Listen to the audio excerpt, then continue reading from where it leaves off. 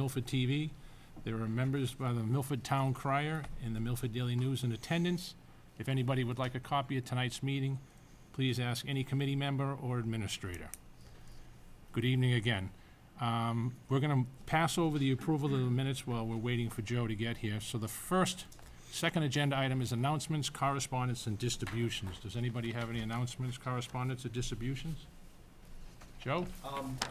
I would like to congratulate the 5th grade boys on winning their Super Bowl They did in win. football this year. I'm one of the coaches. I help assist coach, so that's why I'm spreading the word on this. It's not always about the kids. No, head coach Keith Lee and the other coaches, we've worked really hard with these kids, and they've proved themselves from missing the Super Bowl last year to actually winning it this year. Kudos to these kids. They work hard. They never stop doing what they're out there to do, and it proved. We beat a team that we haven't beaten in the past, and they were undefeated, and we beat them. So with that, I'd like to congratulate the kids and the coaches and the parents and everyone puts in their 2 cents. I also want to say thank you to the athletic director, Peter. He's helped us out a lot in securing places to practice when it rains. Like, we practiced in the gym one night because we were preparing for the Super Bowl, and we needed to practice. And now we've got the high school football field where you've been using it all week. So thank you to Peter. And the kids, now that we've won the Super Bowl, we move into the state championships, which is Sunday, 10 o'clock, Grafton, Massachusetts. He's grabbing the And the kids are looking forward to it. So I just want to commend them and give them congratulations. Well, congratulations to you, Thank you. And the whole team. I couldn't bring the Super Bowl trophy, one of the other coaches. What's your next move, the NFL? No, you kidding me? No way. You'd have to go up school committee. I know, right? I've already missed 2, and I'm sorry for that, too. So Any other member? If I may, Mike. Yes. Scott. Actually, just while we're congratulating different sporting organizations, just want to congratulate the Milford High School cheerleaders on winning regionals this past Sunday, and certainly wish them the best of luck. And I hope I'm not stealing your thunder from later on, as I'm looking in the back of the room at a cheerleader. So, and certainly good luck to them this coming Sunday where they have states. So they are currently 2 consecutive years state champions, and now obviously going for their potential 3rd state champions. But the regional championship is actually one. They typically take the top 2 teams, I believe, from regionals, and Milford's come in 2nd, I believe, the last couple of years. So this is actually the first time they've won regionals in a while. So it's, even though they are defending state champions, this is their first time winning regionals in a while. So congratulations, and certainly best of luck. I know you'll continue to do an awesome job this Sunday. Superintendent? All right. Thank you, Mr. Chairman. I have just 2 quick announcements. One is the Vertical Choral concert was last week, and it was fantastic. I want to thank our music director, Nadine Pomeroy, and the music faculty for putting on a great show. I'm always impressed by the talent and the progression of challenging pieces as students move up from the elementary to the middle and the high school. And it was particularly entertaining. One group, it was a male chorus at the middle school level, did a Stevie Wonder song, and they actually had some choreography connected to it. And it was, I can't sing or dance, so to see singing and dancing together is always very impressive to me.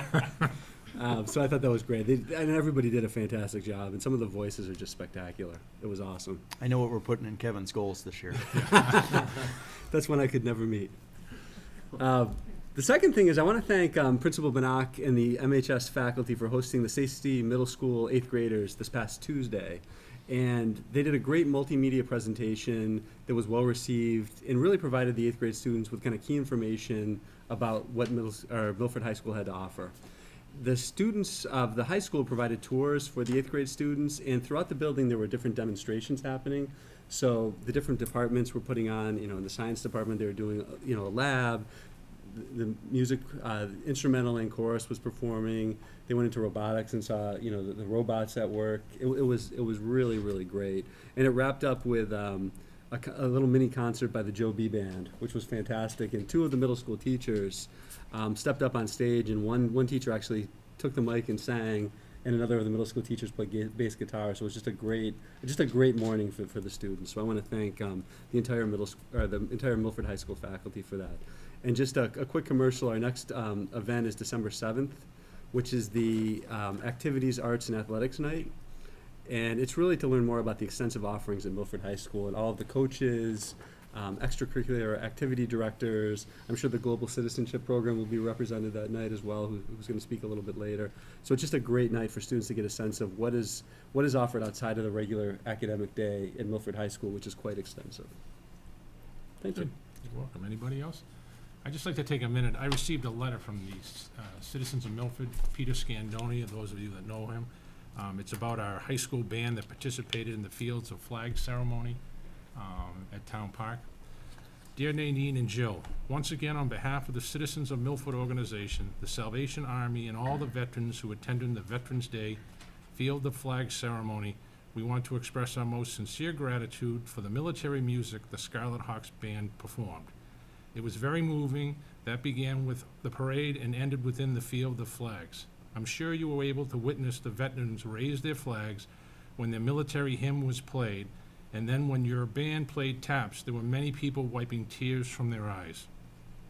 Milford is so fortunate to have such a professional band, which is a testament to the leadership that both of you provide. Many of us are already looking forward to next year's ceremony. Thank you. Have a wonderful Thanksgiving. Peter Scandoni, Field of Flags chairperson. It's a real testament to our music department, and I just wanted to read this make it public. So, great job, Natalie and Jill. Thank you very much. Okay, any other member? No? Okay, next agenda item is invitation to speak. Angelina?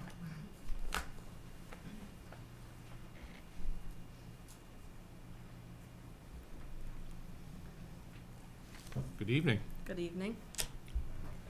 Okay, so this past Tuesday, 28 students, including myself, were inducted into the first core of the Global Citizenship Program.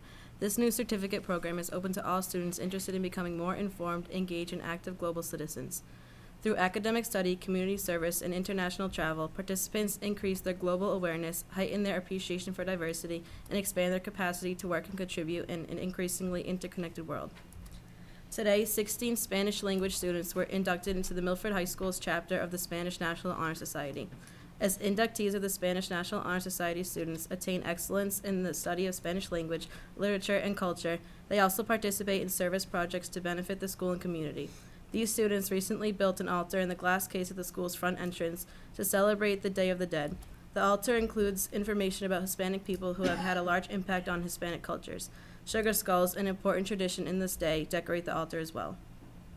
The following students have worked in the Massachusetts High School photography exhibit at the State Transportation Building in Boston through November 19th. Emily Smith, Michael Buckley, and Malcolm Zale. The following members of our National Art Honor Society chapter have worked in the annual National Art Honor Society show sponsored by Massachusetts Art Educators Association at Lesley University.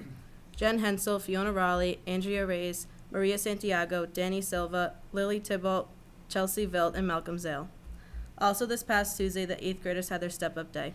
The MHS Peer Mentors organized a great day that included tours, classroom visits, participating in vocational and career activities, flying drones, chasing robots, and catching their first Joe B. Band concert. Each student received a complimentary pass to the MHS Theater Workshop production of Our Town, which is this weekend, a basketball game, and a Milford Scarlet Hawks window decal. For faculty board appointments, Mrs. Hanley Pereira has been reappointed to the PBS Teacher Advisory Board, and Mrs. Tebbets has been appointed to the Secondary School Director for Massachusetts Art Education Association. Lastly, I would like to recognize my varsity cheerleading team for a successful season. We have won all of our 4 invitationals and placed second at our league competition. This past weekend, we won our regional championship for the first time in 17 years, like you mentioned. With this, we qualified for the state championship, which will be at Tantasco Regional High School on Sunday. And you're on at 2 o'clock. Yep. Very nice. Thank you. So come to the football game for us. On the way. It'll be a full day of Milford Athletics. This is going to be a long night, Joe. Yeah. Sorry. So, He'll tie everything. any member, any discussion? Just thank you for coming out. I No know problem. Thank you for having me. I know that certainly anytime you get in front of a group of strangers in some cases, but really just anytime you have an opportunity to speak in public, and sometimes people are nerve-wracking. So certainly want to thank you for coming out. Thank and you. congratulations. Thank you. You are a senior, I believe. Yes. Yep. Do you know where you're looking to head next year yet? I want to go into education, so I'm trying to pick a state school. Good for you. So, Smart move. Yeah. Smart move. That's good. Yeah. Congratulations. Thank And you. certainly, best of luck Sunday. Thank you. Thank you. Have a good night. Thanks, you too. All right. Have a nice holiday. Thank you, you too. I'm sure I'll see you before then. Probably. Take care. Next agenda item is Global Citizenship Program. Good evening, ladies. Good evening.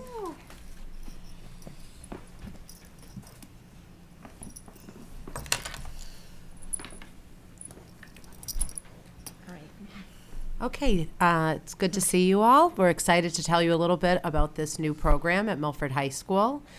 We just inducted our first group of Global Citizenship Program students. There were 28 students who were inducted on Tuesday of this week.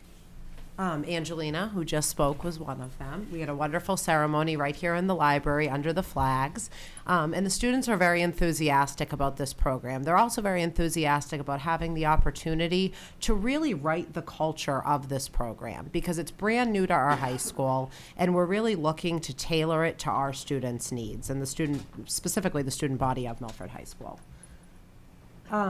We have 8 advisors who are working with small advisory groups and meeting with the students once a month to keep abreast of their academic progress, how they're doing with their service hours, and working on their senior portfolios. So the Global Citizenship Program kind of grew out of a conversation that I had with our former superintendent, Bob, last year, in which he asked that we take a look at international baccalaureate programs and other programs that would prepare our students for the increasingly global society in which they live. After looking at a variety of programs, we decided that something that had a lot of flexibility would really meet the needs of Milford High School. So the reason that we need to be global citizens and we need to prepare our students to be global citizens is so that they can develop 21st century learning skills that will prepare them for global interdependence. We want them to be competitive in the job market. They'll need to have trans-global communication and commerce skills. And we want to prepare them for the global challenges that lie ahead of them. Additionally, they need to be experts in foreign language and studies to improve U.S. relationships around the world. And we want to prepare them for the diverse United States society in which they live. All students who are in good academic standing with a GPA of 2.5 or above are eligible to apply for admissions to this certificate program. So there's 4 components that we want all of our Milford High School Global Citizenship students to work toward. And those 4 components are academics, a travel and cultural experience, a service, and a senior reflection project.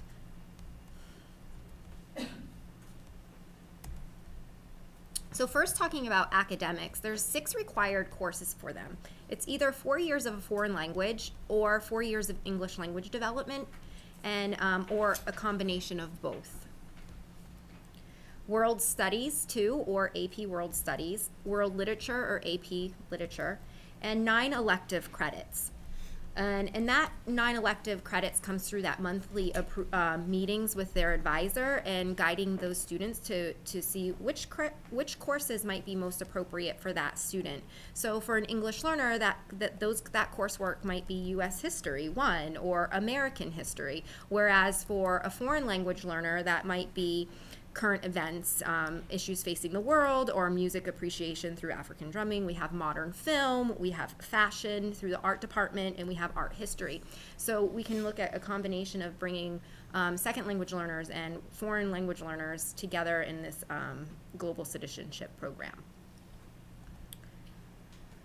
The second piece is a travel and cultural experience.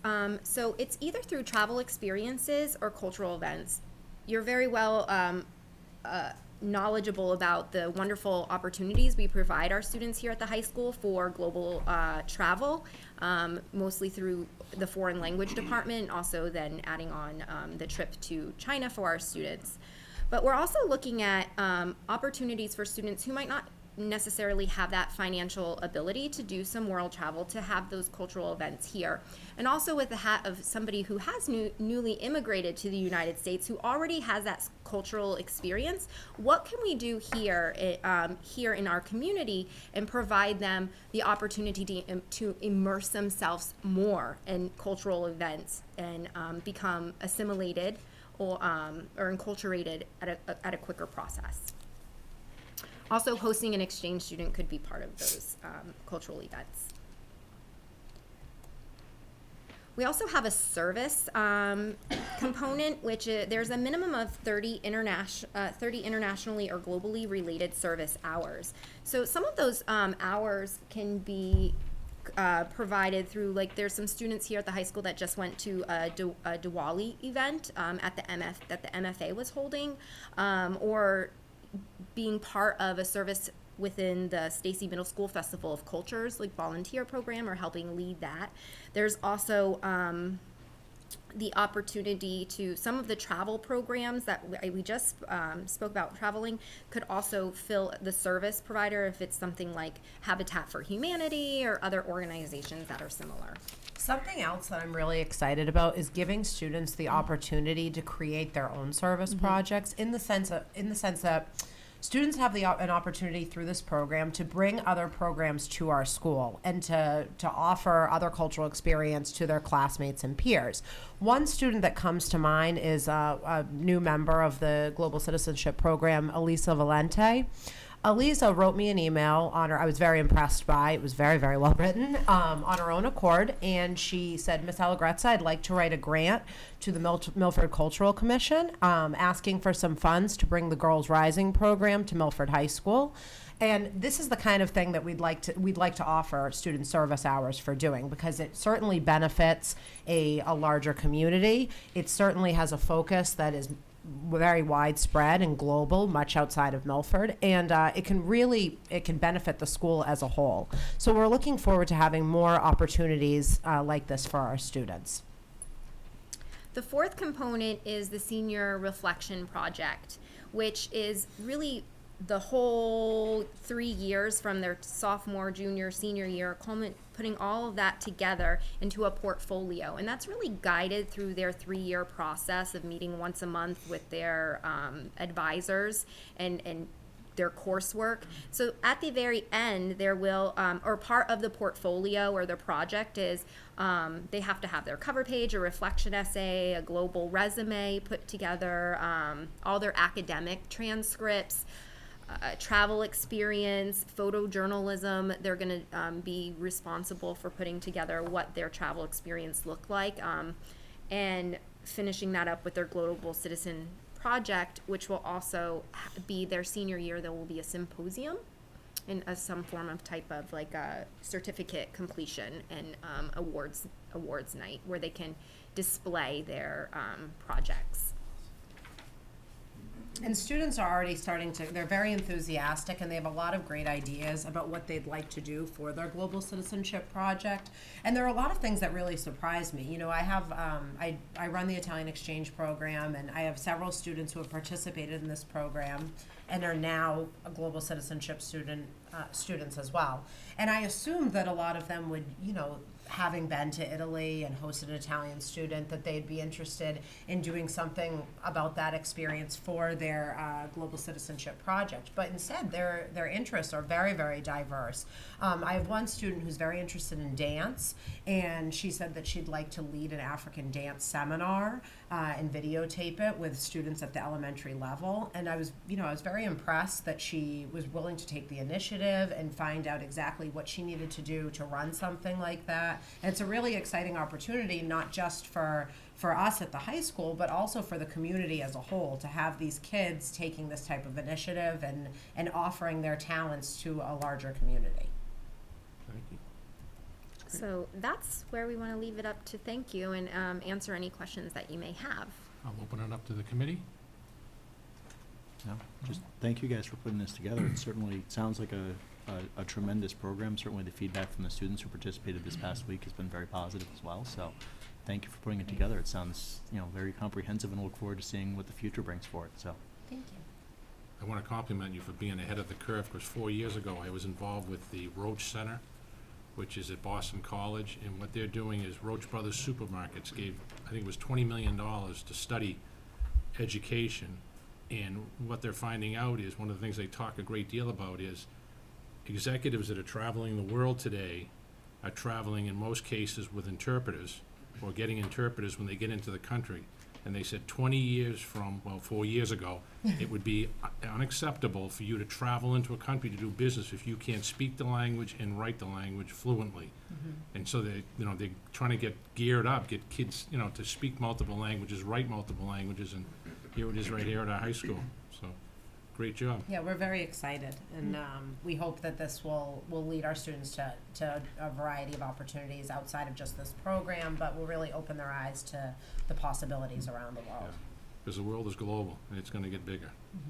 I think this is great. I mean, it's a great idea, and it's, again, another thing that's awesome that we provide to these students out of our district. It's good job. Thank you. Thank Jen? I was just wondering, is this something that's unique to Milford that you grew yourselves, or is this something that we're seeing now in many high schools? So this all actually came out of a talk I went to at Harvard that was promoting global citizenship as a course requirement for students, and kind of like a Western. They were saying that it would be good to have in secondary ed students kind of a Western Civ program, a comprehensive program that prepared them in the areas of philosophy, of language, of literature. And then through talking to people I met at that particular talk, people mentioned that their school had things like this global citizenship program. Hingham High School has a very long-standing relationship with this type of program. I know, what else? Dover Sherborne has started something recently. There is no governing board, so it's not like a National Honor Society where there are very, strict rules and regulations as to what the requirements are for entry or what each school has to do. You can really, as I said, you can really tailor it to meet your school's needs. So I do think that all the other organizations that Liz really brought toward and reached out to me, which I thought was amazing, is how do we include our English learners and immerse them in this global citizenship. And so we make sure that we're offering a program that's so inclusive. And I don't think that's present at the other schools as far as looking at how English language learners can also be part of a global citizenship program, and not looking at it as outward, but also looking at it as inward, what they're bringing. So I'm really excited and thankful for the World Language Program and Department reaching out to the English Language Department, and it only shows like that interdependence and relationships. And there's also really great things that are happening about it too, because the kids need service hours, and so we have an English language development after school tutoring program, and some of the foreign language students were like, oh, I could get service hours because I'm awesome in Algebra 2 and that student is in Algebra 2 and I can clarify in their native language for them. And so there's tutoring happening now, and that's all come out of Liz reaching out to the EL department and saying, how can we make sure that this is for both programs? So it's exciting. Well, I think that the organization is impressive, and that's why I was wondering if it was something that was already put together. But obviously you've done your homework, but you've put together something unique to Milford. And I did think the piece about the ELL students definitely stood out. It's a great opportunity for them. And I just think with everything that's been going on in the world right now, and for our young students, especially high school age, to have them really be living that diversity in their own school, and to see that they're becoming leaders, looking around and learning about other cultures, and acceptance of that is really critically important in the way that things are going in our country right now. So thank you for being leaders on that. Thank you. Thank you. Thank you. Thank you. Great job. Have a good night and a nice holiday. thank you. If you guys have any further questions, our email's on the. Okay, real quick, I'm gonna back up to the minutes. We held off voting on the minutes, Joe, till you got here, so. Oh, all right. Okay, so we have 2 sets of minutes to vote on tonight, and 2 sets of executive session to vote on tonight, so we're gonna need 4 motions.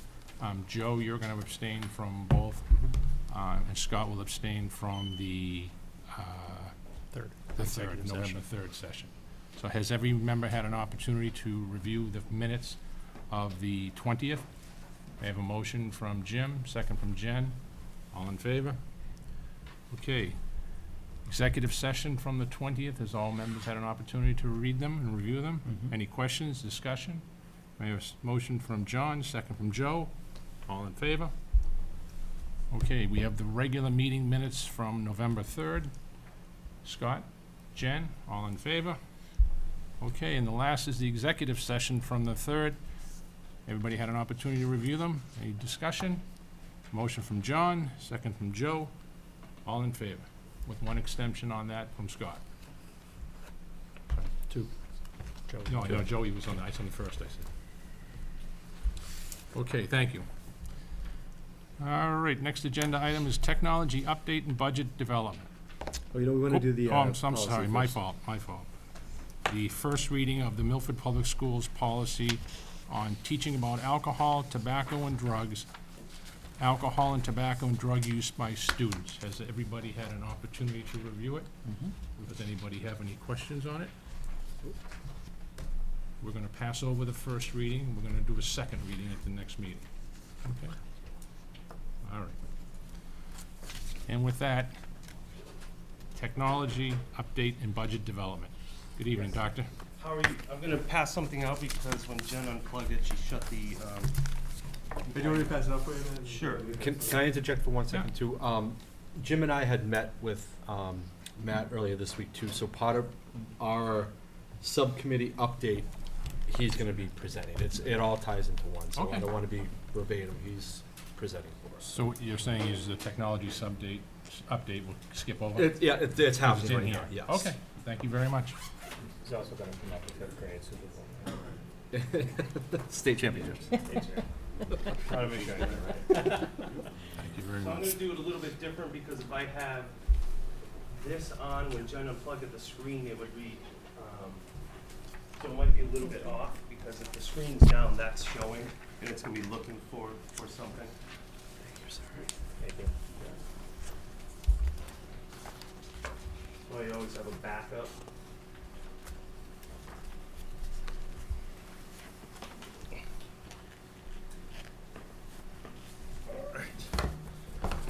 Do you want the light All off, right, Matt? so, You want the light off, or are you fine? no, You good? Okay, give it a go unless it's pitch dark and then. okay.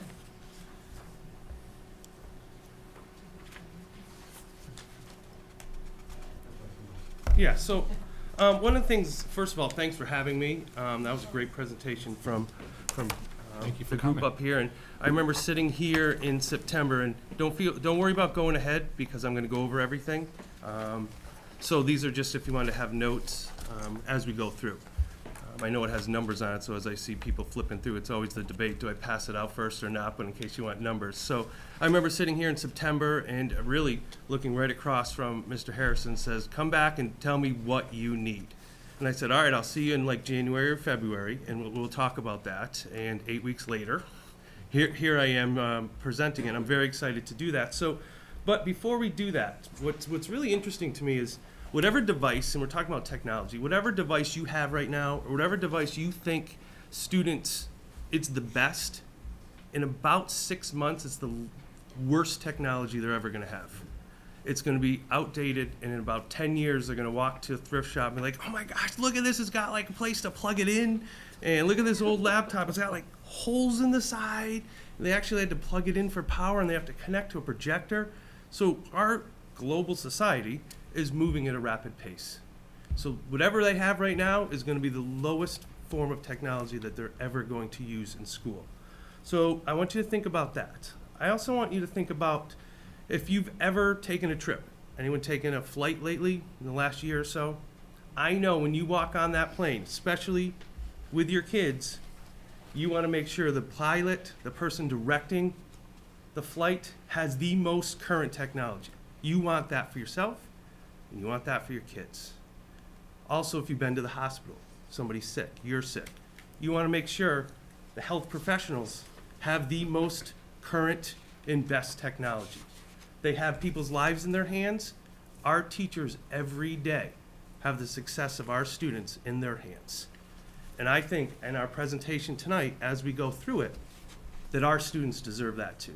They deserve to have that level of learning opportunity in front of them. Also, as we get into the next few pieces, if you have questions, I don't want this to be a monologue, feel free to jump in. So I bring this back not because I want you to read it, but every slide moving forward, everything that we've done here with technology has based back to the 4 goals I shared with you 2 months ago. Our plan, our goals, our budget is based around our big picture, and we're really going to focus on goal 1 and 2 tonight. Infrastructure and providing all students with a blended learning experience. So keep those first few slides in mind as we move forward through some of the requests. So one thing that we need is an additional technician. That's going to be one of the requests that I would like to move forward. Up here we have the numbers of technicians. We have 1.5 I put up there. We actually have a teacher who's a full-time teacher who's doing some repairs. So I put it as a 0.5 because we do have a student help desk. But as one of the larger or mid-sized districts in the area, we have the smallest department, and it's not close. And even with an additional 1, we're still going to be smaller than Medway, which is about half our size. So beyond just the size of our district, the amount of devices from FY16 to 17, we've increased Chromebooks by about 1,300 and change. We've increased our iPads. We haven't increased our staff besides myself, and I understand that that's one position, but we're looking for an additional position. So one of the requests to be moved forward is going to be an additional technician. So another request, and I know it's a little blurry up there, is looking at increasing the FY18 request for our school-based budget. Right now, there's 4 main lines: administration, tech supplies, and contract services, and then building, contract services, and supplies as well. So you see the bottom number jumps from 127,000 to 204,000. So that's going to be the request, and you can see it played out. And what you'll notice is in FY19, it actually reduces. And what I'm going to show you in the next slide are some of the ideas that we would like to spend that money on. So you'll see the jump, but we're looking at increasing the professional development for our teachers within this area. We just came from the strategic long-term planning, and we broke up into groups, and almost every need area had something for professional development. And that comes with sending teachers to conferences. It has release time, which would need substitutes, bringing in professionals. We'd also like to add it to our programming. So that's where the large fees come in. And the biggest being Language Lab. And I'm going to talk about a few of these in detail in a second because it is a jump in funding. But a Language Lab, not just a stationary lab, looking at purchasing an online lab, because one of the options is a stationary one. I'm going to tell you why this increase in money, and it's a little bit more than a stationary, is well worth it over time. Looking at some ELL software, we're looking at some additional tools, which if you added all those up, they're going to equal the increase. So the Language Lab, as I talk it through, is a 1-year cost. There are 2 options that I've vetted. One is $30,000 for the first year and $9,000 every year moving forward, and it's essentially we're renting that Language Lab. So over 3 years, it's not cost prohibitive for us to continue that, or advantage for us to do that.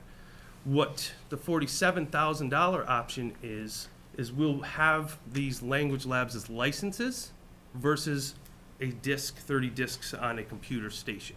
So the live licenses allow it to be flexible. So that funding is the 30 student license and 1 teacher license. And within that, it's mobile.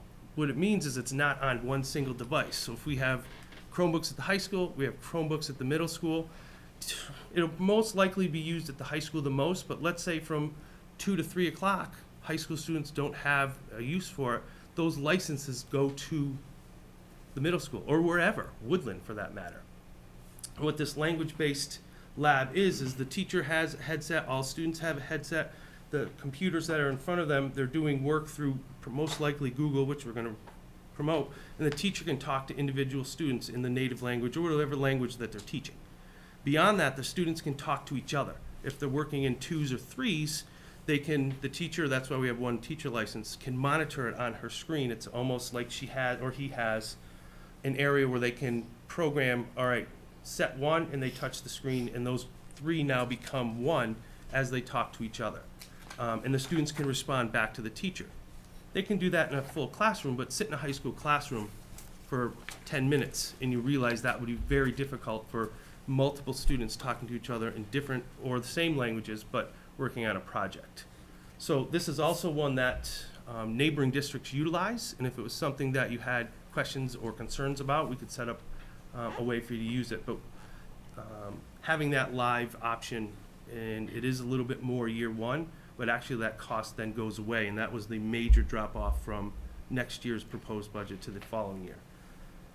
The next large request is for a software tool called Ellevations, and what this tool allows us to do is really monitor our ELL students. And as you just heard, we have a large scale of them, students here in Milford. So the numbers are up there, 571 current, 269 that we have to monitor continually, even though they're not in the public school system here. So that's 840 students. So what this program software allows is teachers to write reports, print out reports, and looks at a dashboard of student progress throughout pre-K to 12, and then after that, if students are being monitored. So this program does have a fee, and it's an annual fee, but that is in the request for moving forward in that large jump from 127 to 204,000. The third large-scale request, just to talk through some, it's a program called Catch On, and I put ROI on there for it's a return on investment, because what we do now is we have a lot of paid sites, we have a lot of paid subscriptions, we have a lot of tools that we utilize throughout the schools, and as we continue to grow, we're going to have more. But we've never had an opportunity to evaluate if these tools are, one, being used, beyond just saying, do you use them? And are they effective? So what this tool allows you to do is see the usage. So we'll get a real-time graph of what's being used. And not only that, for any paid site, we can then analyze how much it costs, and we paid, and how much use it had received, and is it worth investing? So a year from now, when I come back to you and say, these are the tools that we're going to use, we'll have a better understanding of how we're spending our money. It also, once you're in this environment, what you'll be able to do is, if we have 4 math software tools, and we think these 2 have been working well for us, when you're in the environment in the community, other districts can work with us, say, this is the one we've gotten the most use of, and we can have a collaboration with other districts once you buy into this tool. And that's about $2 in that ballpark per year per student, and that's why it's $9,000. And then the last one is this new tool, and we're actually going to be meeting about this tomorrow, called Social Sentinel. And I was going to put a few pictures from the website up there, but please check the website. I didn't think it would be pictures I'd want to put up, but what it allows us to do is monitor our social media use. Not in a, we are watching every student, but what it is if there is social media happening during the day or any keywords about our district, this program picks those up through metadata and will give an aware chat or alert to either our resource officer, our building principals, or our administrators. And it's not just during school times. If there's football games or anything that has any of the hashtags or metadata that we put over to the security department, we get information on it. We don't see who's going to the salon, or we don't see all of that. We actually don't see any actual chats. It's just when any target or trigger words that are dangerous or alarming, we would get information on that, especially as we continue to use and increase the digital tools here in the school.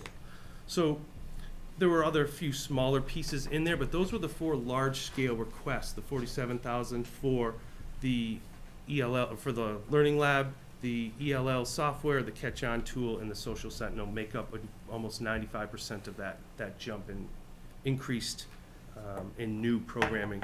And again, what was in there from last year would be to sustain what we already have moving forward this year. So those are the 4 main school-based type of budget items. But as you know, we also have a shared budget with the town, and if that's not even the correct language, feel free to tell me that, but there's a budget line that we share with the town that they contribute to the technology of the district, and it's exactly $110,000 this year. So what I'm trying to do, and I wanted to be as accurate as possible, would have been easy to just make it 110,000, but in the transparency of request, I wanted to get it exact. So yes, there's a little bit over. But what my goal is to move that money to different lines. As you remembered, I asked for an additional 1.0 technician. In doing that, we would not need that same level of consult services. So reducing that to 35,000, and then increasing the hardware. And the reason for that is we have, besides Woodland, the servers we have. Look at the dates. Those are the dates of the servers that are running our entire district besides Woodland. So it's not that it'd be nice to have them, it's that they're old. And some of them might have been put in after those dates, and I recognize that. However, that's what they're running. So they were purchased probably 2 years after they were made and then put in. So we have some old equipment. And so the discussion is going to be, we have to replace it.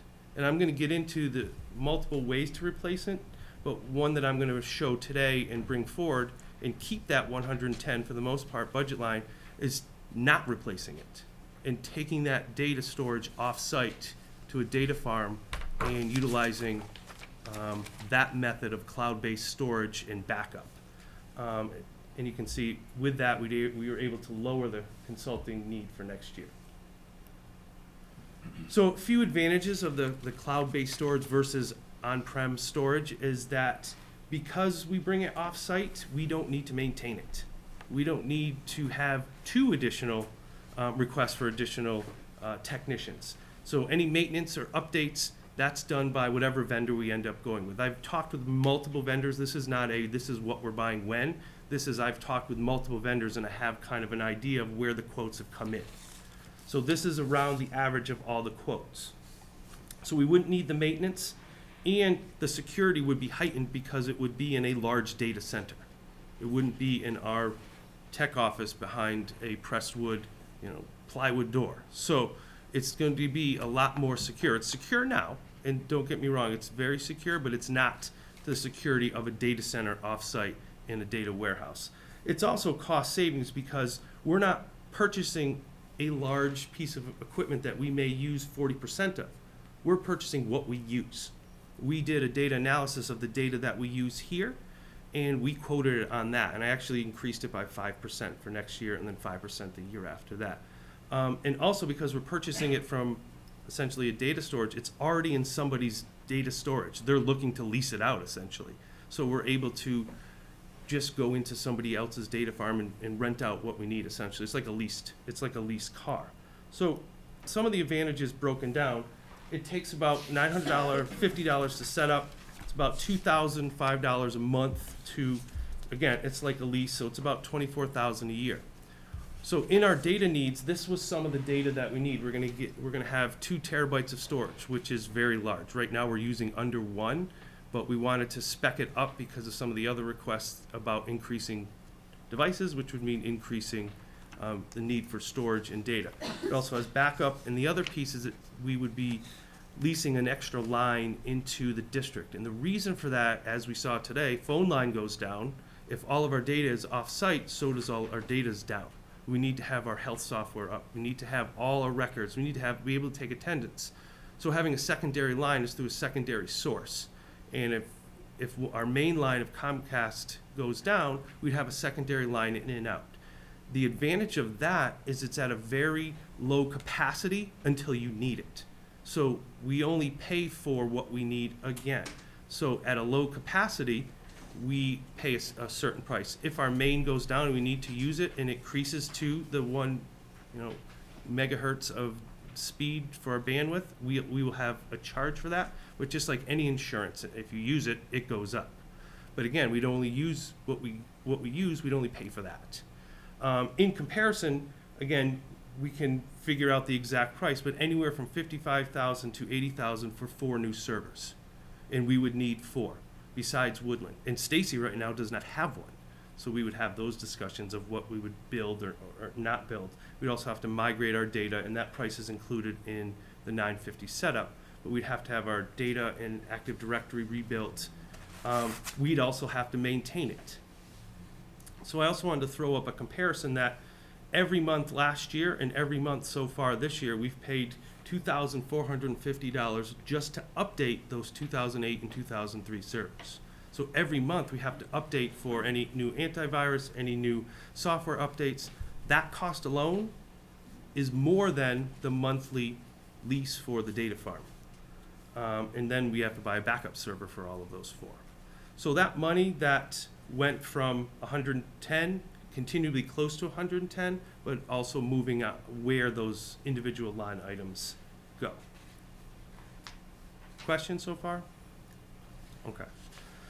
So the next request is going to be about student devices. So as you know, Woodland School is a full one-to-one district school. Every student has a device. We have 993 Chromebooks in use in Woodland. And forecasting forward, those fifth graders are moving up. So one option could be we could just fund the sixth graders moving up. And at that pace, in about 7 years, Milford would be up to speed to the rest of the Commonwealth. We wanted to look at more globally and look at the possible cost and what it would cost. And it has two benefits to it. So this number that's out there, 293,000, is a quote for all Chromebooks for the entire Stacy population next year. And where I got that number is our current second grade, our current sixth grade and seventh grade, because essentially that'll be our 3 through 8 next year.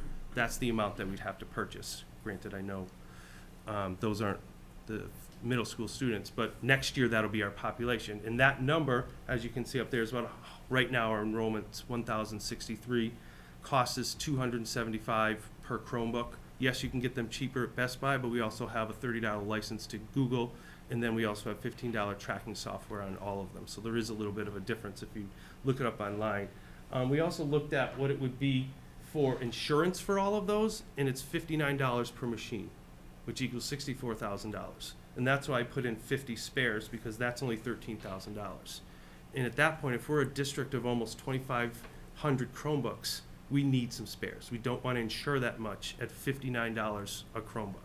And we're not going to break 50 of them in 1 year. So that was, looking at a ratio of repairs in 1 year, that was going to be able to cover, and maybe even more, for our students. We'd also need carts for them, so I put that in the number.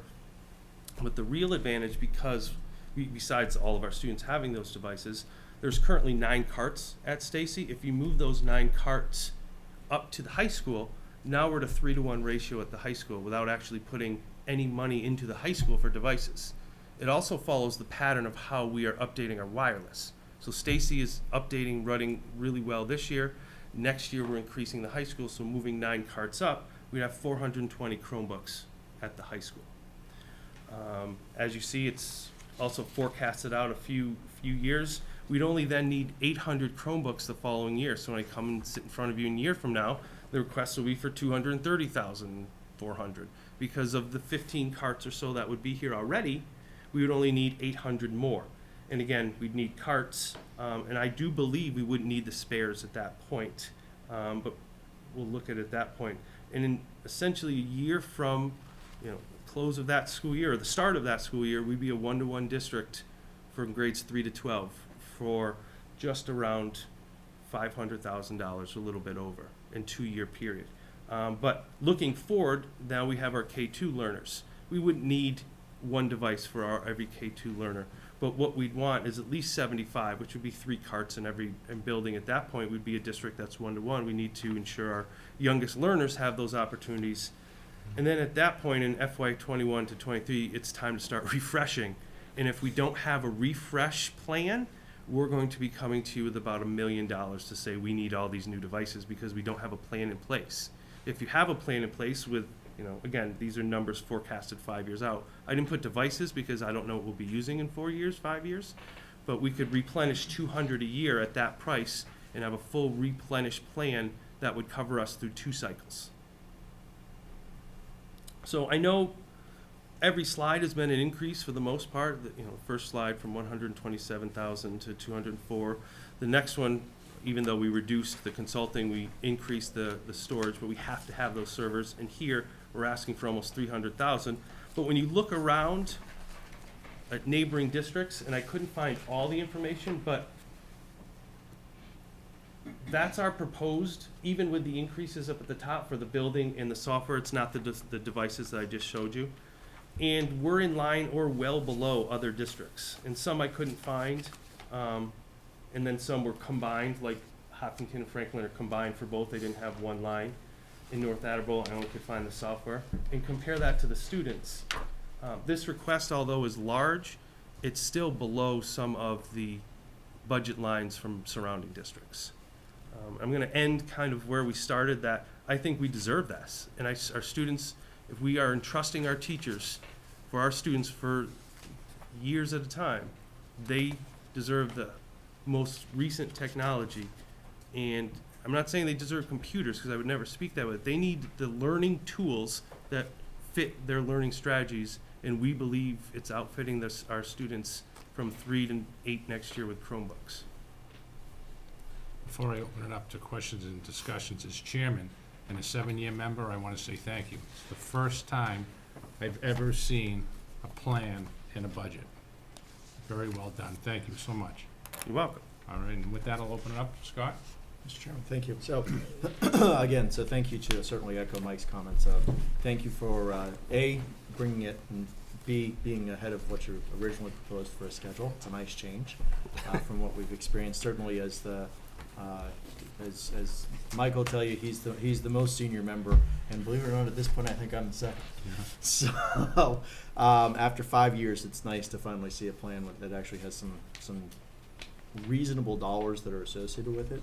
A couple of things I think for this committee as we hit into budget time is going to be considering, it will be also what do we try and fit in as incremental costs, and what do we potentially go to capital with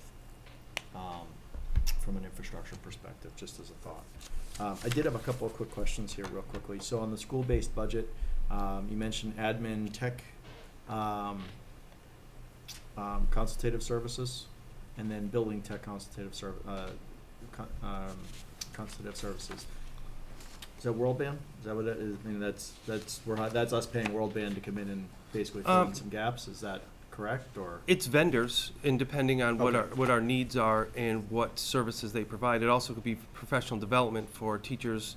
Okay. So it also could be subscriptions at this point. So anything that's not hardware, software Yep. is in the consult services. Either we did have Whirlwind working on some of our laptops. We've also had other vendors who work with our health software. So that's through vendors, Right. or any type of intervention software. One I didn't go into, which was a $9,000 request, was to have some K2 intervention software, like A to Z Learning we fund through the contract services right now.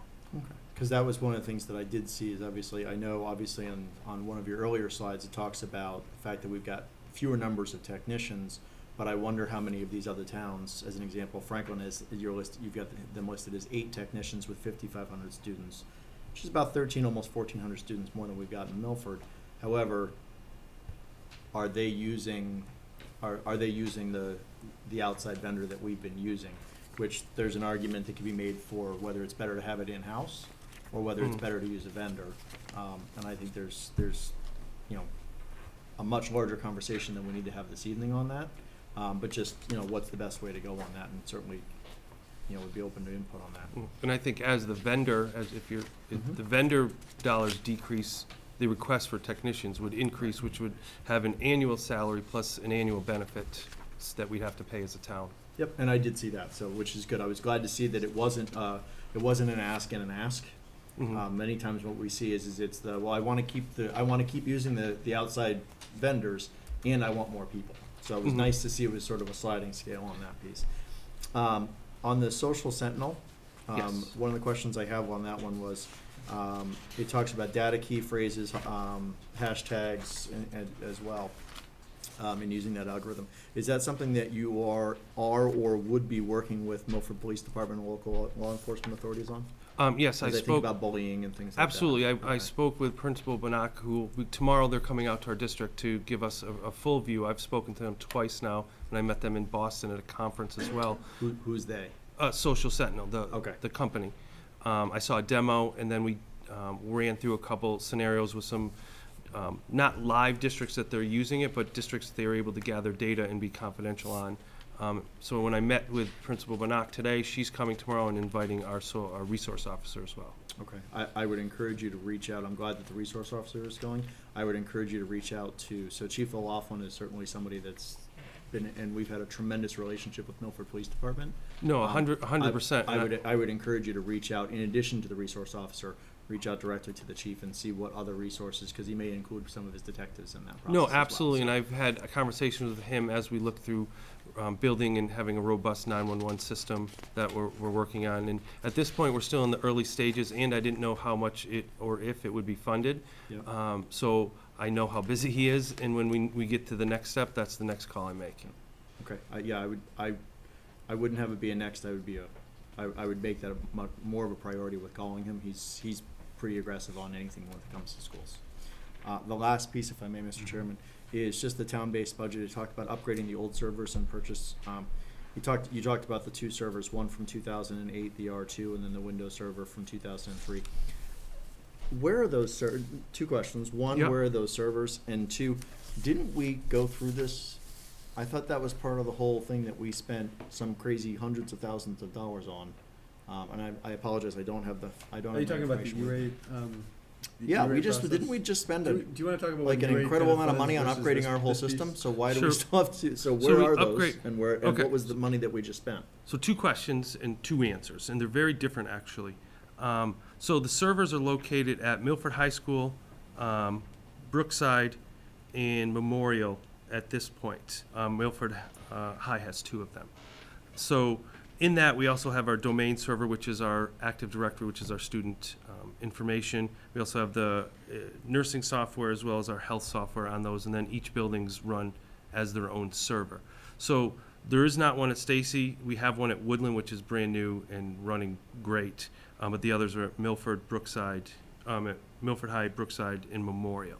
So those are old servers, and what we did this year at Stacy and at Memorial is update the wireless.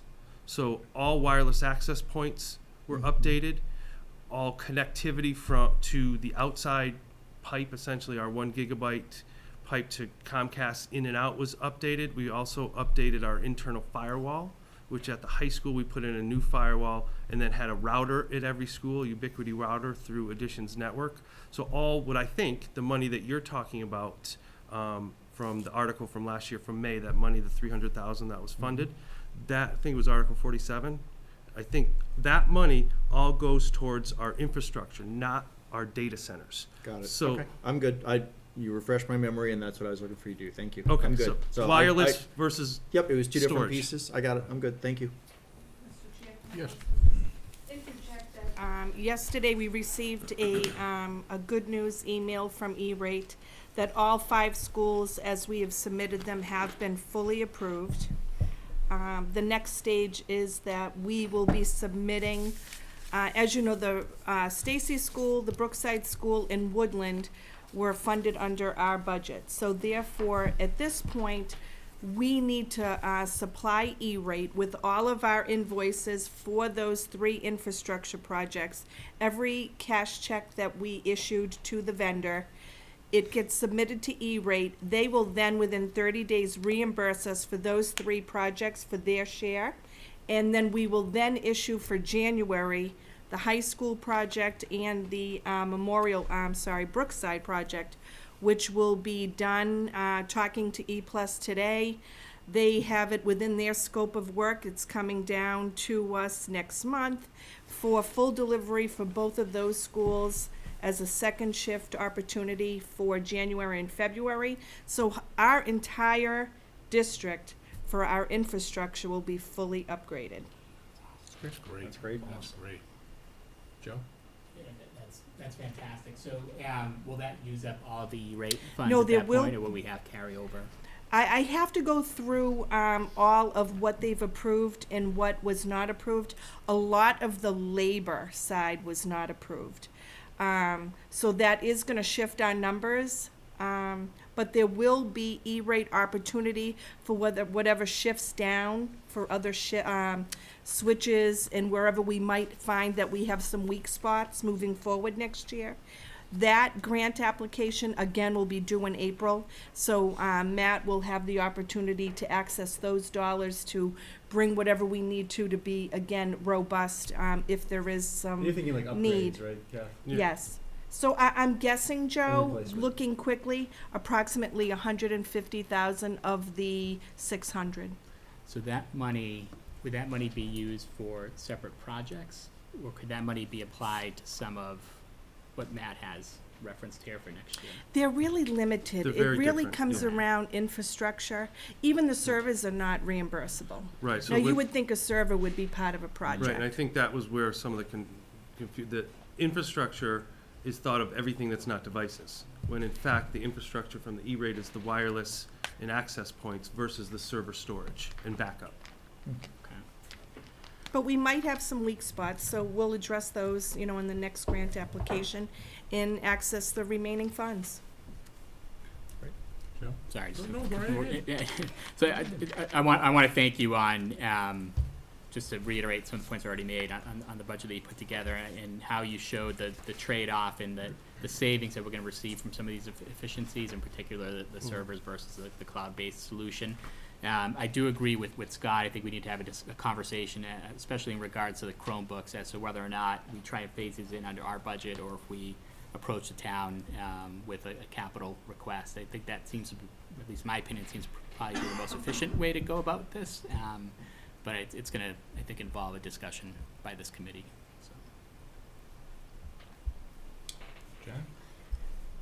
Matt, I just had a question about the district ELA and math intervention tool. Did you have something in mind for that you were thinking Well, about? currently we use A to Z for our ELL, and we've been very, ELA, Yeah. and we're very happy with that. The issue is we only have a limited amount of licenses. Okay. So what this would allow us is almost double our license. So we don't even have half our teachers at each of our Brookside and Memorial schools with licenses and very few at Woodland. So 54 licenses and it's a K-5 program does not cover the full program. So I'd like to boost that up because I think it's a wonderful resource and it's good for interventions and enrichment, not just interventions. We want to make sure we're pushing our high achievers. And it also has some progress monitoring throughout.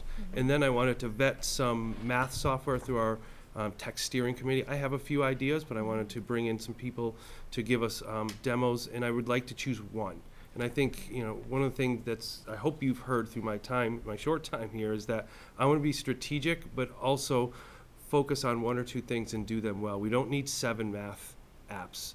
We want to find the best use for our K-5 population or even K-2, and that's different from what our Stacy students would be using because we're very happy with the tool that they've been using as well up there. So because I don't want to be limited by this is the one we have. I want to look at what's the best for us. Okay, so this would essentially cover site licensing for an ELA in math, That would double. online tool. Yes, for it would double our elementary. ELA and then get us started with our math. Okay. And then whatever tool that is. Typically, the intervention enrichment software is around $2 a student. And the ones that I've vetted are that, and that's where that quote came from. There's no specific quote, but typically they're like $2 a student. Okay. And then my other question just had to do with staffing, which I know is always a budget issue, but obviously the technician and all of your data definitely points to the fact that we don't have enough. We're woefully understaffed in that area.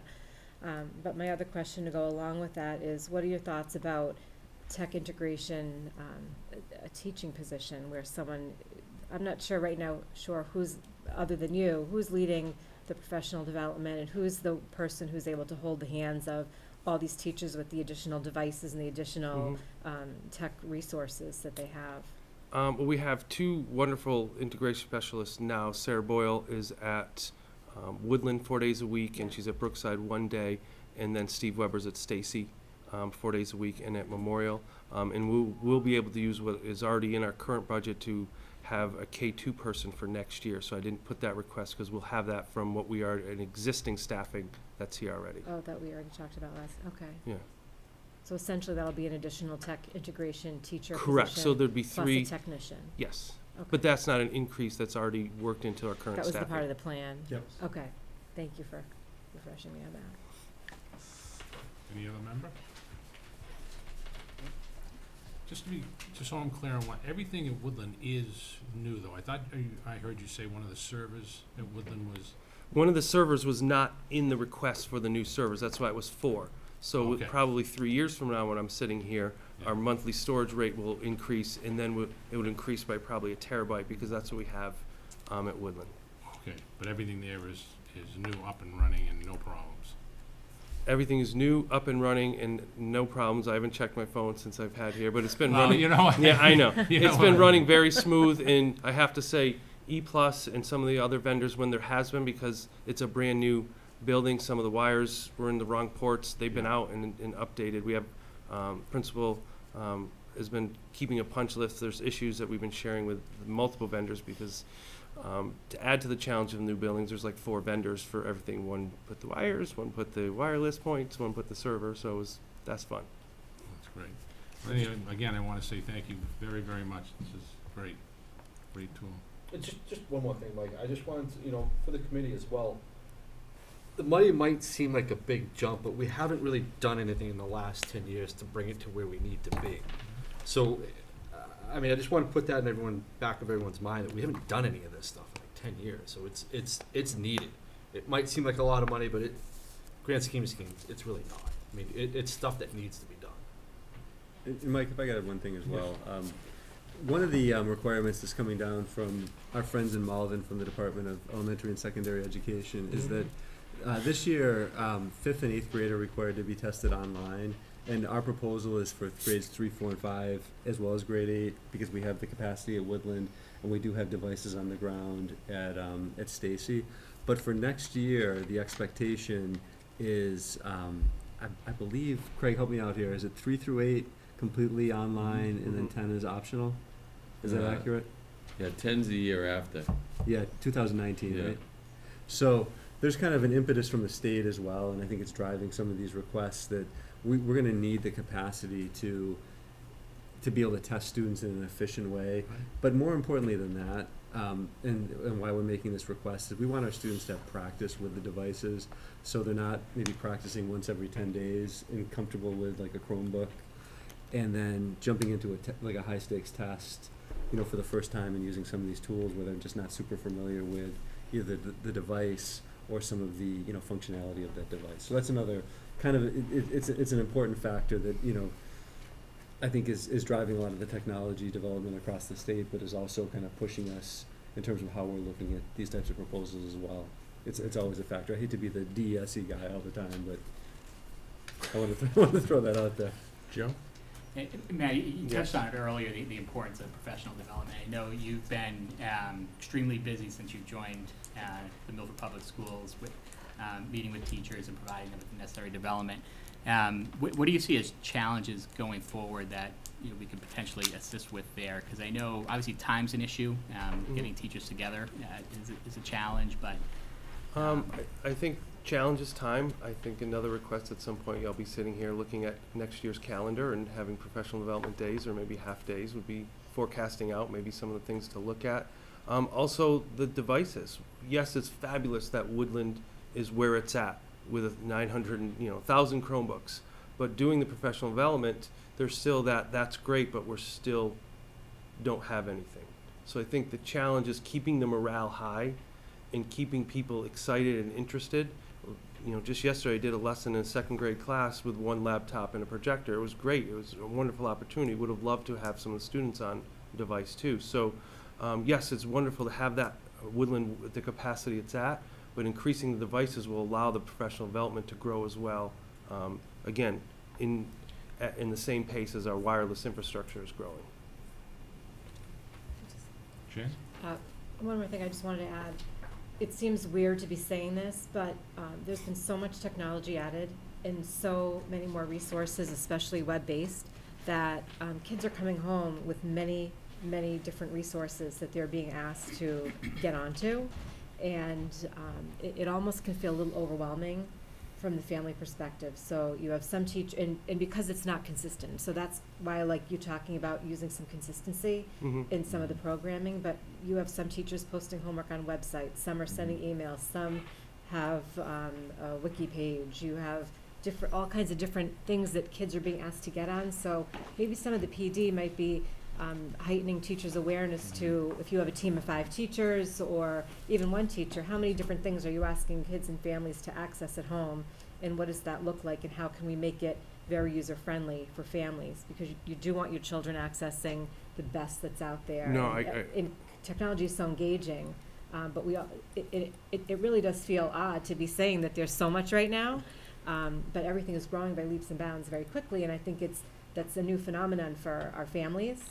So teachers may want to be thinking about it through their PD. No, absolutely. And What's that as look we like? increase our, devices and we increase the technology, we want to decrease the variance across. If we are a Chromebook district from 3 to 8, we're utilizing Google, we're utilizing Drive, and then we're utilizing Classroom, Google Classroom. So within that one learning space, it is the same. And if they're using the same device, 3 to 8, that's also the same. So bringing that consistency to our students is built into some of the requests that we'd be able to run a professional development from our grades 3 to 8 and all have the same tools. I think that'll be helpful. Good. Thank you very much, Doctor. Thank you. Great presentation. Thanks. Thank you. Thank you, Matt. Have a nice holiday.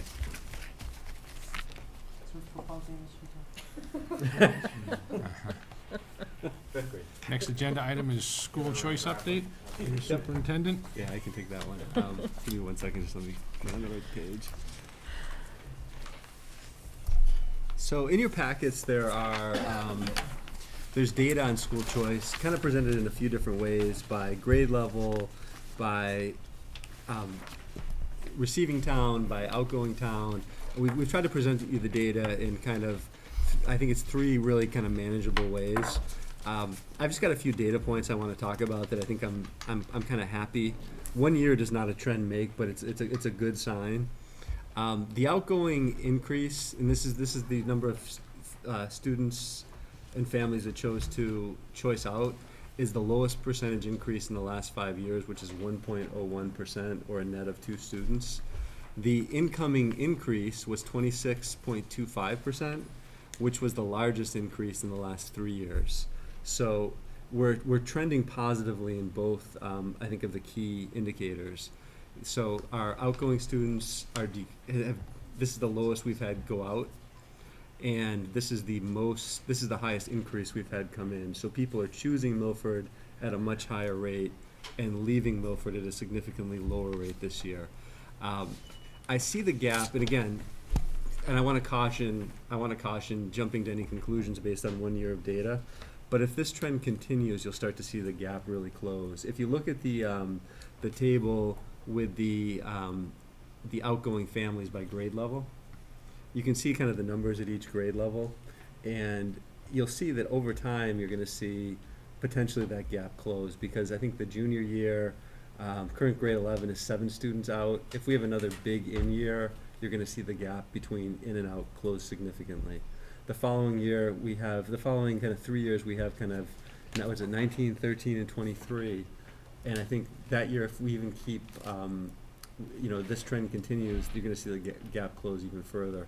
I think it's important for the community to realize that, especially if you're looking at high school, once a student starts high school, the likelihood of them transferring, back from school to school is unlikely and kind of problematic for the student, because although there's a lot of commonalities among high schools, there's a lot of different requirements, and no student wants to spend 5 years in high school if they can avoid it. Kevin, if I may, just, Mr. Chairman. Yep. I just want to make sure I'm reading this correctly here. So there's sort of 2 grids. One, I believe, is showing the towns that they're kind of going to and coming from. Correct. Is that correct? Yep. Okay. So the numbers are still the same. So if I'm reading this correctly, what it shows is that in 13 and 14, we had 165 students across the entire district. That school choiced out. Yep. And we had 80 students that school choiced in. Yep. Okay, so for a net of a negative 85 students. Yep. Okay. Following year, we had 80 students choice in Mm-hmm. and 180 choice out. Yep. So a net of 100 students. Yep. Okay. Then we had 80 students choice in 15 and 16, so last school year. Correct. 80 students choice in, 192 choice out. Yep. So again, about 100 and, now we're about 112, Mm-hmm. right?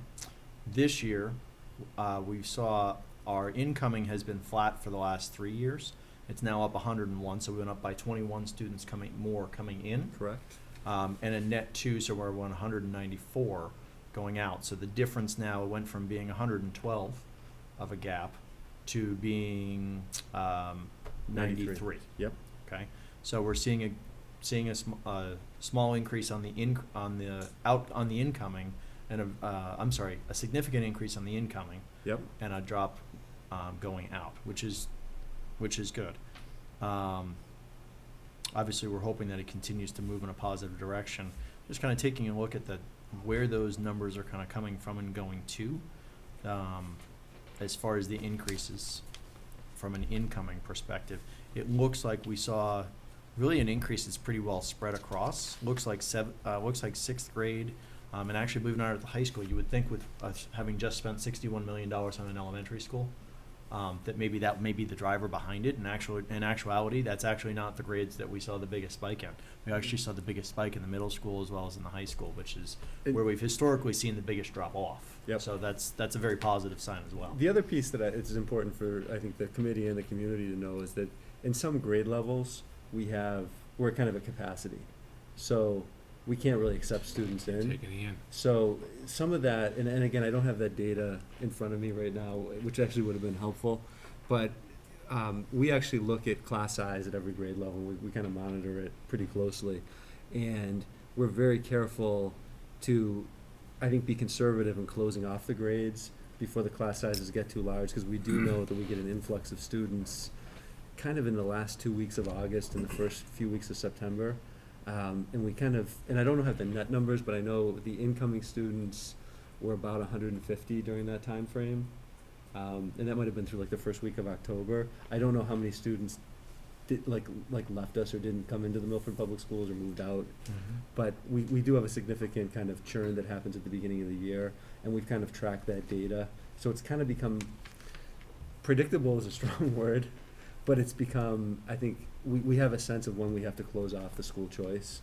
Mm-hmm. And we do have a couple grades that have just significantly more students where we close them even before we start. And we tend to also not accept, just as a rule of thumb, juniors and seniors, because it's just kind of tough. It's tough culturally, and we generally have, again, our class sizes at the high school, or the number of students at the high school are pretty robust currently as well. Well, I think you could use as an example, you got the brand new Woodland School. Yep. Latest technology. Yep. Brand new, and it's already to capacity. Right. So how could you school choice any children into that building? Correct. So if I was a parent in another town looking at this building and saying, what a beautiful educational facility, and the child can't get in because it's already at capacity. Yeah, and we had some limited space, but it was limited. Yeah. It was very limited. Yeah. Is the best way I can answer that. So that's just another factor that that kind of plays into all this as well. If I can, Mr. Chair, I Yes. just wanted to say I think that information would be really helpful to find out which grades were closed. Yeah, and I can get that data for the committee. I don't know how historic, I can get it for this year for sure. I don't know if we have that historical data or not. I think this year would be enough.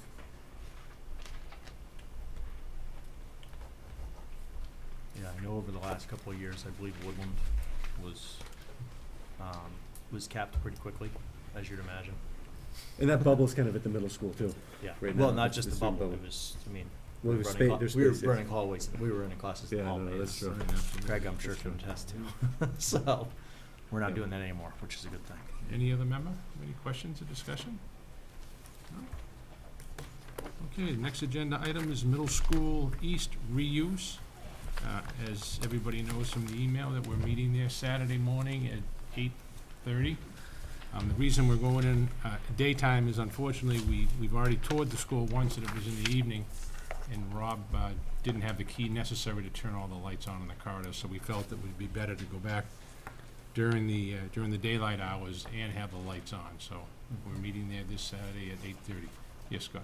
Mr. Chairman, one of the requests that I'd had at a previous meeting was that Rob come prepared with a pros and con list of what are the things that are going, what are the positives about where the building is right now from a facilities perspective, and what are the challenges right now? I thought in the email that it say Rob was not gonna be.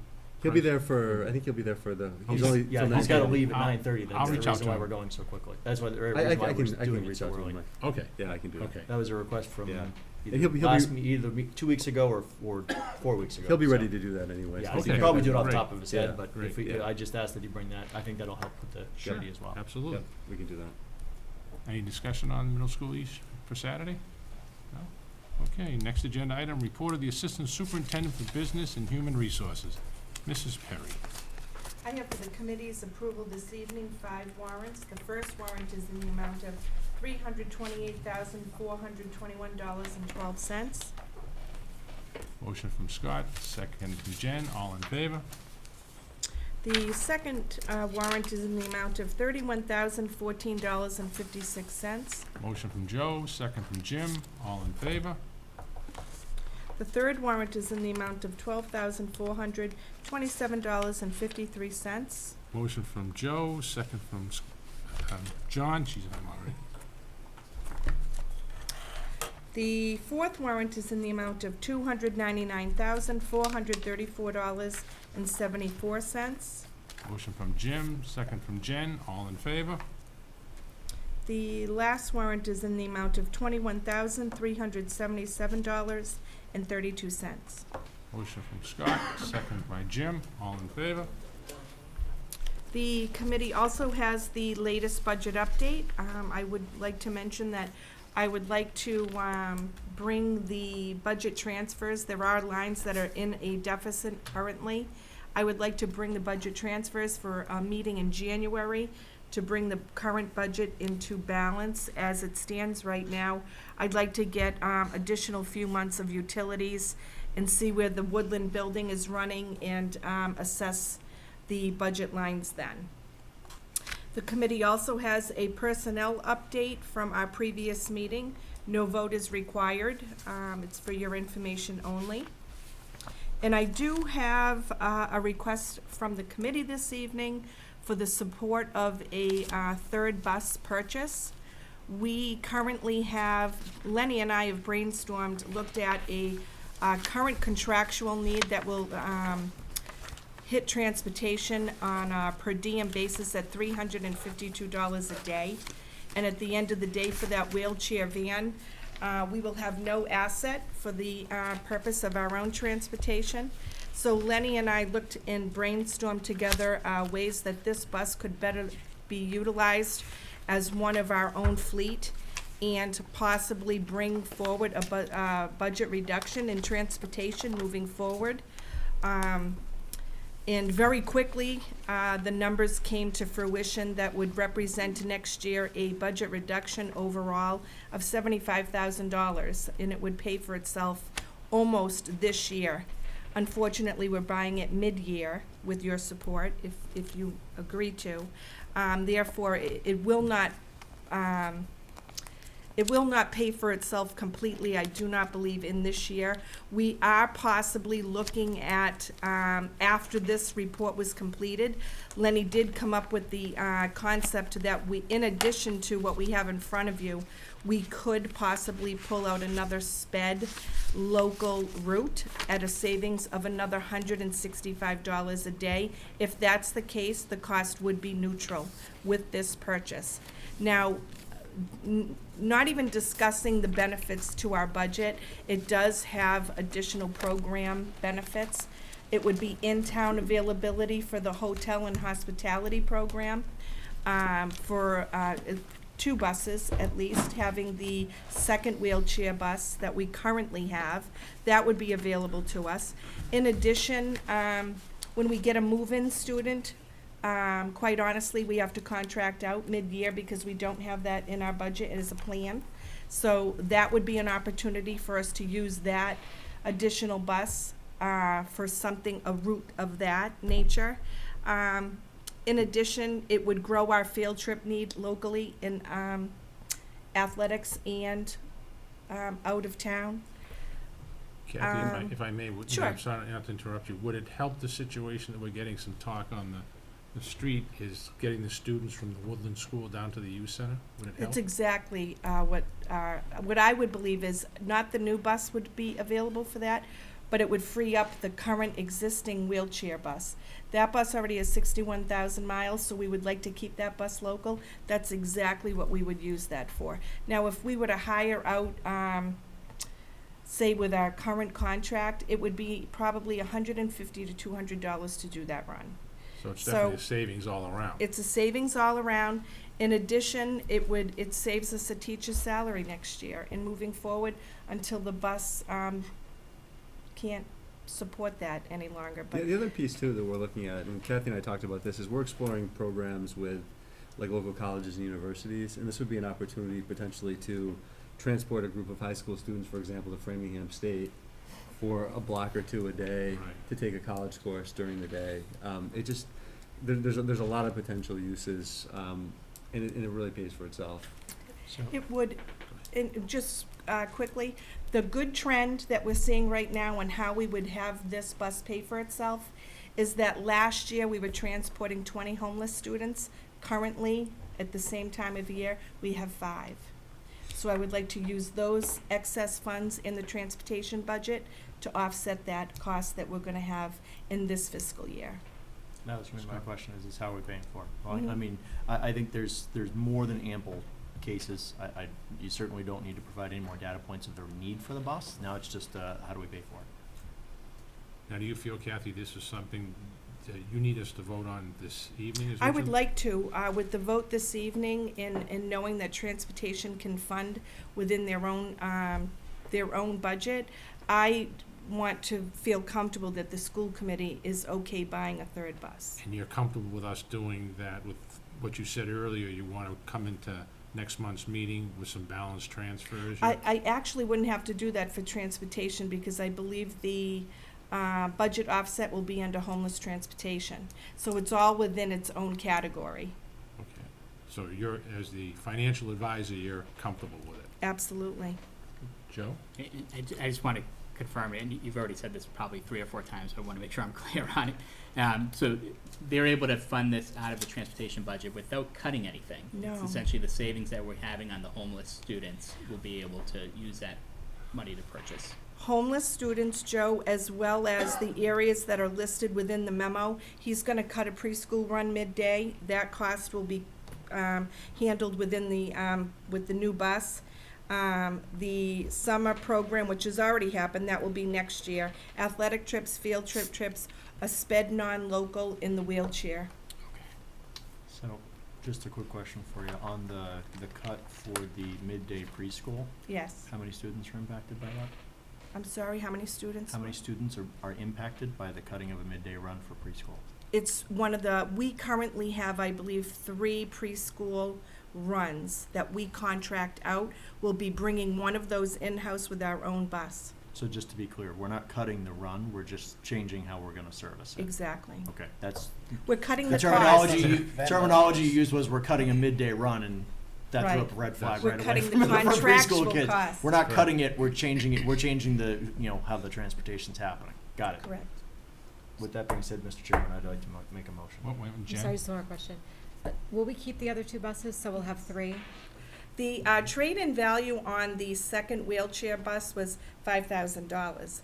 It has 61,000 miles on it. Keep it, I say we keep it and run it absolutely. as much as we can until it becomes a mechanical issue. Right now, we don't have any. Right. It's tires for us right now. And do we have, where are these buses housed? At the back of the high school lot. Okay, so Under there's room for a cameras. 3rd one there and no Yeah. problem with that. And then have we had any issues getting drivers and substitute drivers and things like that? Right now, we're in a good position. We already have the 3rd bus driver on staff who's currently using one of our vans. So we're gonna better use our resources with our drivers and do a shift. Okay, thank you. Okay. Win-win all around. But before Scott, I know you gotta make a motion. I just want, not to be repetitive, I just wanna make sure that one of the things that we're gonna work on with the purchase of this bus is getting those children from the Woodland School down to the youth center, because, you know, not, again, not to be repetitive, it's starting to become conversation. Let me say this, Mike. I can't promise it, because right now I have to pay for the bus. Right, So my priority will be to take care of all the routes that I currently have in Okay. my budget, yeah, and that will be in excess of that, absolutely. okay, It won't sit there. okay, thank you. Joe? And just to add to that, if you guys recall, we had a conversation, I believe, a couple meetings ago about the policy. And I think that the issue or the challenge that we have with the youth center is that children are being dropped off Right. someplace different than where they're being picked up, Picked up. right? So from a policy perspective, we don't allow that today, so Right. we'd have to revisit the policy as well. So I think one of the solutions we threw out there was whether, because today we have preschools that have their own buses that will drive kids to and from the school, and the thought process was, is there some way that the youth center could potentially do something similar? Maybe they use a senior center bus, or they partner with someone else where they have a bus that could come to the school and pick up the kids and bring them down there. So there's a lot of Good lot of point. conversations Good we need to point. have Yeah, around yeah, this we did, before. we did talk about that. And I Yeah. would say, just to echo Joe's comments, as much as I know it's a common use by, and I think it's, if we want to go down that road, I would say that's probably going to be a more lengthy discussion Oh, sure. than we would need to have for this evening. Just, and I'd like to see that as, certainly if we want to have that conversation, we can put that in as a future agenda item. I think there's a larger conversation of, from a cost and responsibility perspective. The youth center is not in the purview of the Milford Public Schools, Mhm. though it's used by certainly Milford students and Milford children. It's gonna be a larger conversation from a budget perspective of, are we paying for is it our responsibility and financial obligation to be transporting those students to the youth center, or is either parents or the youth center's responsibility, and we can have that conversation. That's maybe a future agenda item. Okay, any other discussion? Scott, you made the motion. So motioned. Second by Joe, all in favor? Thank you. You're welcome. And there are gifts this There are- evening.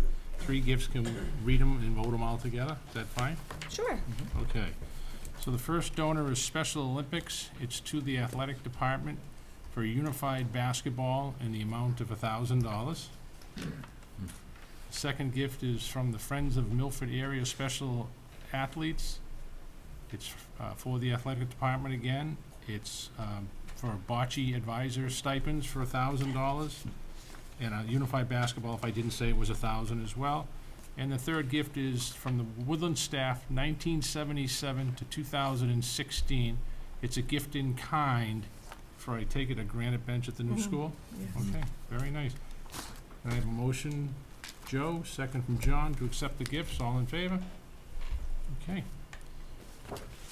And next agenda item is subcommittee updates. We're gonna skip over technology because we just had a hefty technology update. So climate, culture, and morale, Joe? We had our first meeting on Tuesday of the year. It was a good meeting. You all might recall that the purpose behind the Climate, Culture, Morale Committee is really improve communication between the staff and the administration, the school committee. It acts as a sounding board for the staff and the individual schools. Last year we had focused on, we created some working groups and focused on 2 areas in particular. One was facilities and the other one was discipline and behavioral issues. And there were some open items that carried over from last year that we covered on Tuesday. And then we talked a lot about all the changes that have been going on in the district over the course of the past year with the new Woodland School coming online, the transition, closing middle school east, transitioning those kids to Stacy, moving those kids and, or I should say, teachers and staff over to Woodland, all of the leadership changes. There's a lot going on, and the teachers have handled it extremely well, and have really pulled together to ensure a smooth transition across the board, and we're really impressed by that. And so going forward, we want to continue to focus on some of the open issues that we had from last year and continue to find ways to bring the team together. Any amendment? No? Okay, next, the Woodland School Building Committee. We met last night, and I thought it was a great meeting in terms of the progress and where we stand with the building. The turf field is set to be completed by Thanksgiving, including all of the striping. They had great news on the punch list. I think they said it was well over 95% ticked off at this point, which is also good. And I'd say a large part of the meeting was around the topic of a storage facility that we voted to move forward with gathering more information on, that would store snow removal items, field house equipment, or field equipment, and things like that. So we'll be looking for more information on that at a future meeting. Thank you. And the Long Range Educational Planning Committee? I don't know if Joe or John. Oh, I'm sorry, we met today, and this was my first meeting, so I was trying to get used to trying to figure out what we talked about what you guys talked about last meeting. But we did a lot of group brainstorming, and I thought it went well. I can't really speak to what came out of it, because it was a lot of information that we've all provided via the community and some of the teachers too. So Kevin will come up with some minutes that we have done, and I think we could have a better understanding of what we discussed in that meeting. John, Does that sum up? Yeah, I what think it's pretty. John, do you want to add anything for the Yeah, first I think, I meeting? mean, when we met today, we all documented our, I guess what our biggest concerns would be moving forward. A lot of them were facility-based. There was a lot of questions about, do we have enough space at each of the schools, actually. There was a lot of programming discussion, and it looks like we're going to be breaking into two subcommittees, one programming-based, one facilities-based. It went really well, but we ran short on time. We came in here just a minute or two before the meeting started, so we're looking forward to the Dr. McIntyre is going to assign the subcommittees, and we should have more for you. Thank you very much. Soon. Thank you. Thank you. Next agenda item is future agenda items. Does anybody have anything they want me to have Melissa add to? Yes. Just two things. One, I think the conversation that Joe brought up around the busing. Yep, I got that. That would be one. The other one, this just brought to my attention, just kind of think about it as we get prepared for budget time. One of the things that was brought to my attention, I was just kind of thinking about this, is with regards to a therapeutic classroom and the needs from special ed perspective, from a special education perspective. I received a phone call that said, so I just want to clarify, we have a therapeutic classroom at Woodland currently. We have a therapeutic classroom here at the high school currently. We do not have a therapeutic classroom at Stacy, is that correct? I believe so. Okay. That position gets shifted to Woodland. Right, so I got that. I just thinking about from a budgetary perspective and as well as from a need perspective, if we have a need for a therapeutic classroom at Woodland, and we have a need for a therapeutic classroom at the high school, what are we doing for the 3 years that they're at Stacy? Kids stay at Woodland because there's a 4-year span, and then they shift up to the high school. And they jump in between, so they're not with their peer group during that time frame. We do see some shifts with like the different programs based on cohort, for lack of a better term, but And this can be this is for future agenda and I'll have item. Lucy We speak. can put But I'll have this- Lucy yeah. speak that. But just to kind of answer your question. Yep, if we can have that from a we do have future some agenda shifts item, on it. I Sure. just asked that we have, whether it's Absolutely. Lucy and just as we kind of get into it, Yep. it's something that kind of struck me as sort of an odd thing, whereas we sort of have that jump over of a fairly important time in their lives, and where these students in many cases may not be participating a lot with their peer group, but to completely remove them from there, and having that mess, and it may be just facilities wise not capable. If But I if we call can do it- that with them, if we can have that as a future agenda item and have Kevin and Craig and Lucy kind of speak to that, then I would appreciate that. I'll put it into the category of special education sub-separate program. Perfect, thank you. All right. Any other member? Jen? At one of our future meetings, could we add school safety protocols to the agenda? Not that there's an issue, but it just feels like there's been a while since we've talked about, are we using Alice protocol, or what kind of choices do teachers have and students if there is ever a true emergency, and what kind of training we've had with that. Sure. Anybody else? Any old business? There is no executive session this evening, so I'll ask for a motion to adjourn. Joe, second from John. All in favor? Unanimous. Good night, everybody, and have a great holiday. Thank you.